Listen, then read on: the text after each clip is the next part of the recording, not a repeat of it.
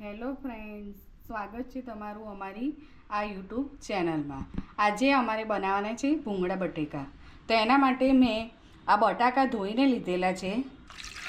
બટાકા ડૂબે ત્યાં સુધી પાણી રાખીશું અને બટાકાને 5 વિસલ સુધી બાફી દઈશું। ભૂંગળા તળવા માટે તેલ આવી ગયું છે। હવે ભૂંગળા તળી નાખીશું।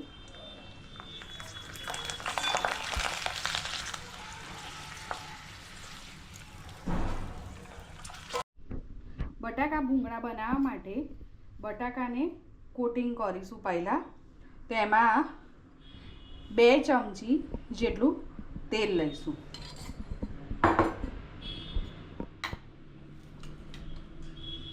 લાલ મરચું,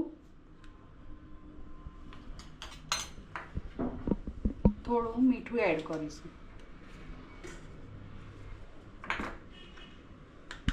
અને 1 ચમચી જેટલો લીંબુનો રસ। આને બરાબર મિક્સ કરી દઈશું।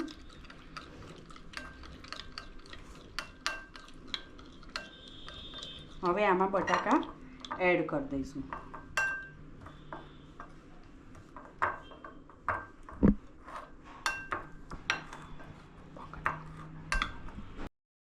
બટાકાનું કોટિંગ થઈ ગયું છે। હવે એમાં કોથમીર એડ કરીને એને મિક્સ કરી દઈશું।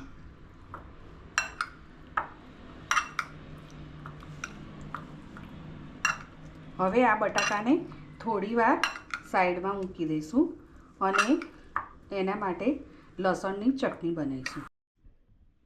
લસણની ચટણી બનાવવા માટે 13 થી 12 નંગ લસણની કળી લીધી છે। 2 ચમચી જેટલું તીખું મરચું લીધેલું છે અને 3 ચમચી કાશ્મીરી મરચું।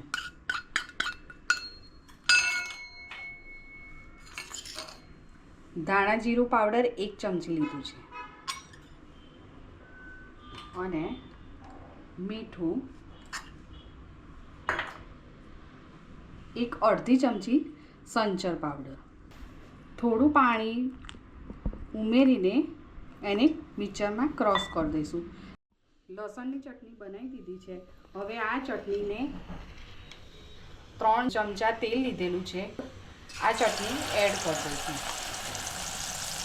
હવે આ ચટણીને થોડીવાર માટે થવા દઈશું। ચટણીમાંથી સારી રીતે તેલ છૂટું પડે ત્યાં સુધી થવા દઈશું। ચટણી સારી રીતે થઈ ગઈ છે। એમાં ઉપરથી પાણી છૂટી ગયું છે। હવે મેરિનેટ કરેલા બટાકા આપણે એની અંદર એડ કરી દઈશું। ચટણીમાં સારી રીતે બટાકાને મિક્સ કરી દઈશું।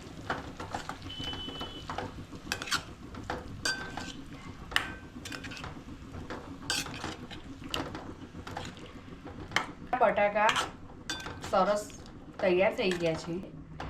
ભૂંગળા સાથે ખાઈશું। જો આ ભૂંગળા બટાકા રેડી થઈ ગયા છે। અમારો વિડીયો તમને સારો લાગ્યો હોય તો લાઈક કરજો અને શેર કરજો।